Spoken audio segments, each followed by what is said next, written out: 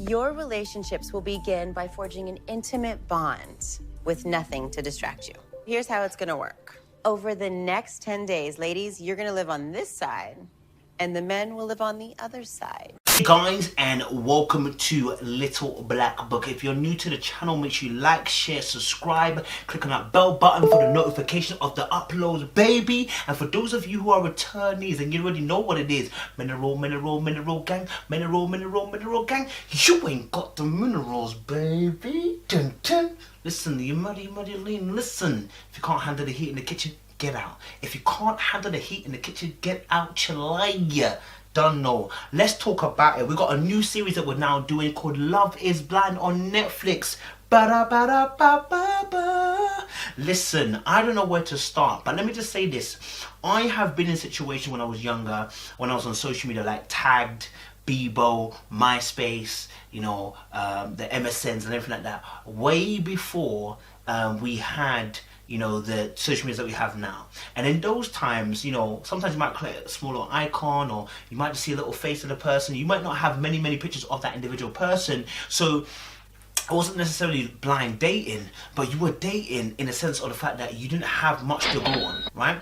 But what you were doing was having great conversations. And so I'm going to make this first statement. This is why I say friendships with the opposite sex are so dangerous, right? When there is a lack of honesty between both people as to what their relationship is. Because in all honesty, a lot of attraction is built through the interpersonal aspect. Do you understand? Now, I'm going to make this statement. Men often don't often grow in attraction, and when I say that, I mean as in they never had attraction and suddenly grow into attractions. There was an attraction there already, and then I'm growing it more. You understand? Now, as far as obviously Love is Blind, there is nothing to go on. It's simply just by conversation. They've got no choice but to go by this. Now, if the guy comes out and he finds that not attractive, probably more than likely this ain't gonna work very long. Yeah, that's just my prediction. Anyway.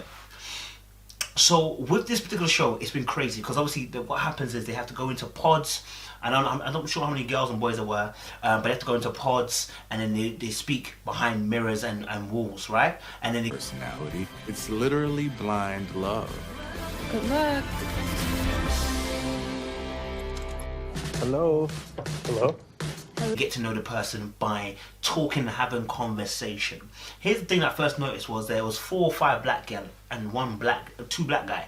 And I was like, this is an uneven number. Now maybe that proportionally represents the world that we're in, but it was already, I was like, oh, that's a bit tough there. Anyway, Lauren was going for a white guy anyway, so it doesn't really make a difference. But I mean, in the sense of the fact that, you know, it would have been nice to have probably an equal amount, just to give the sisters a bit more chance to be able to date a brother if they were about that life, and vice versa. Not only that, anybody pretending as if black people and white people don't talk differently, I've lost the plot. Like, if you spent time with black people, you know we have a certain vernacular, a certain way of saying things, a certain way of laughing, a certain way of breaking things down, with a certain viewpoint to life. Like, you can't get away from my color. Like, there's so many different things that happen within my spectrum of black that there's no way you can confuse me with a white person. Just talking, you're already asking me what I look like. You're missing the whole point. What makes you think I'm African American? Just your voice. Who cares what my complexion is? I'm a woman. That's all you need to worry about, is that I don't have a penis. Actually, no, I'm white. Do you understand? Like, yeah, I may put on my posh voice and I may try and do this, but, you know, eventually when I come into my real voice and I start talking real things, you're gonna know that I'm not white. You understand? And the reason I'm saying that is because love is blind, but to only a certain degree, when those who have started that process can see in the first place. Do you understand? But it is what it is. Today, I dress up my dog. Her name is Peyton Hester. I No dressed her up in her way. Peyton jersey.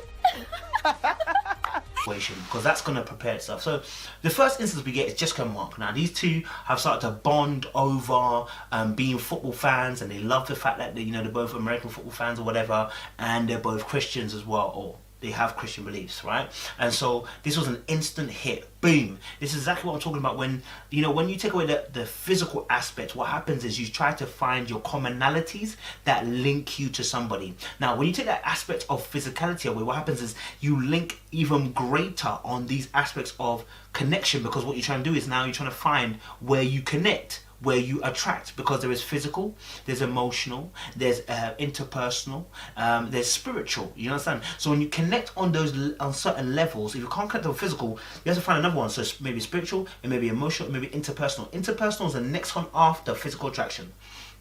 Right? When you connect on these attitudes and values and the hobbies and stuff that you have like that, right? When you connect on that level, boom, things happen. So what you see with Jessica and Mark is that these two, you know, great energy, they connect straight away. But here's the problem. He's 24 and she's 34. Now, I knew that was instantly a problem because a 10-year gap for men to women is a big gap.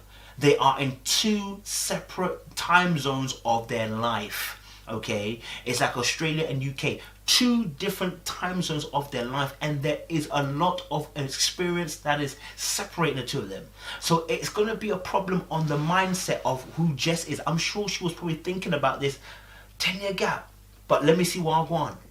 Let me have a conversation and see if I can override that, because that's a huge factor for her, but let me see if I can override it. And we do this in relationships where something may be, it's not necessarily a red flag, it's a yellow flag, an amber flag, or a flag that is necessarily saying it's not necessarily going to end the relationship, but I'm not sure about it. It's not toxic, but I'm not sure about it. Mark and I are really creating a true soul connection. But sometimes I snap back to reality and think about, what are my friends gonna think? What are my parents gonna think? Mark is 5 years younger than my baby brother. And so therefore now what happens is you have to try and overcome that obstacle and that hill and find other things that make you up for that situation, the fact that he's 24. Where you have to try and find, where's his maturity coming from? You know, how does he see life? Is he ready for a relationship? And you know, he mentioned the fact that he's ready for, you know, a family and that and So it's not like he's looking to waste time. He's looking to get involved. Do you know what I mean? Looking to get married and have kids early. You know what I'm saying? So he weren't playing, blood. And I think one of the first things that I kind of saw from him is that obviously, you know, he stated that, you know, he felt a certain way towards her, but she couldn't necessarily reply back straight away fully, just because obviously, you know, she had options. So she replied, but it wasn't in fullness because she had options. You know, I ask you, you know, you want to spend the rest of your life with me? Like, where's your mind at?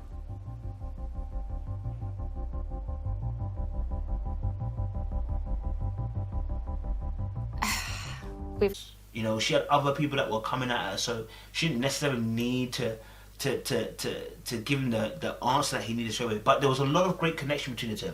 You know, in the early hours of the conversation, you can see that she wanted him, he wanted her. She got somebody who genuinely cared about her, who genuinely wanted her well-being, who liked her, and actually who really was rooting for her. And so, you know, the 10-year age gap wasn't a problem, so much so now. And that's very important. So much so now. Women oftentimes when they date younger men, they are waiting for the opportunity to throw it back in your face that is why you're immature. That is why you're 24. Right? So there are times where women will just say, no, I don't mind about the age. And then it gets to a point when something bad happens, throw it back in your face. Oh, that's the reason why I can't date him. He's 24. Yeah, I should have known. My relationship with Barnett has progressed so much in the matter of a couple of days. I have to see what happens with Barnett. Jessica and Barnett, it was interesting because I think with Barnett, you know, he's naturally got a great charisma, great way of connecting with people.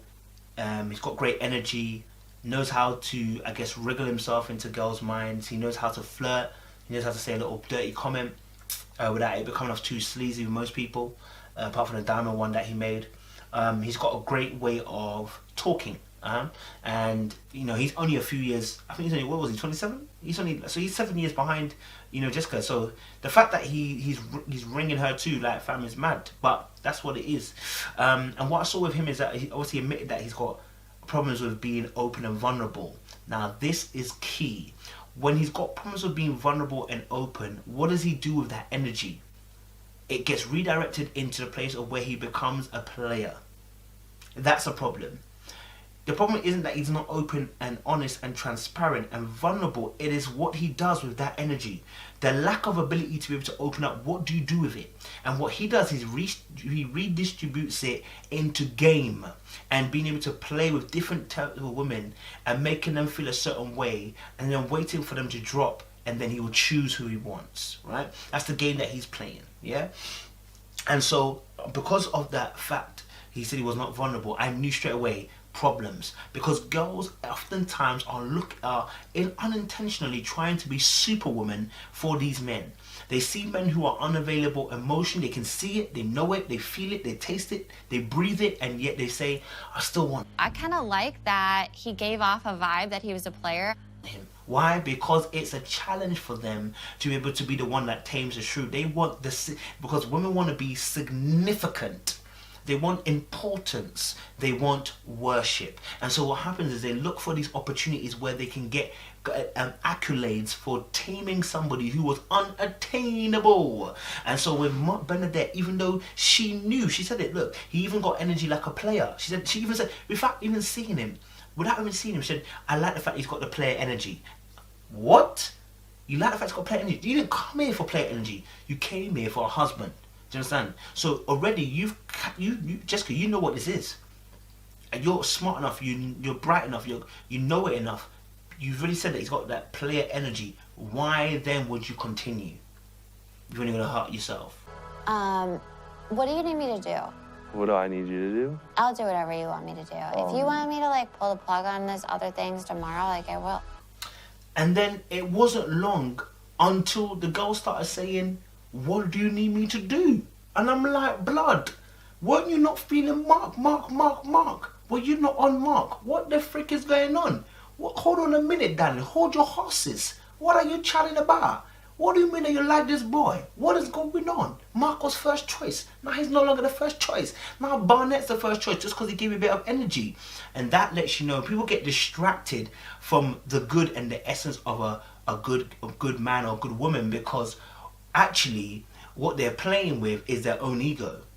You know, your right mind will tell you this is the right person for you, but your ego wants the sexy thing. It wants the confident thing. It wants the thing that has got a little bit of spice to it. It wants the thing that's got a little bit of a kick to it. It wants the one that's potentially good but could be bad. It wants that particular bad thing because it's to feed the ego.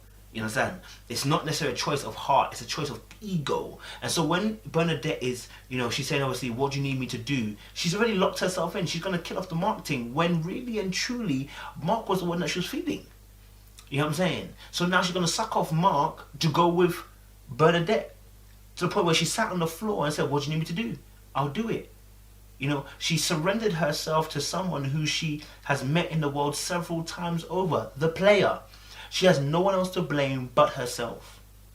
Thank you for watching part 1, guys. We're going to give you part 2 in the next video, so watch out for that. We're going to talk about Amber and BARNETTE, Lauren and Cameron. We're talking about Carlton and Diamond as well. So make sure you tune in for part 2 of our review of Love is Blind. Appreciate you guys. Stay locked, stay loaded.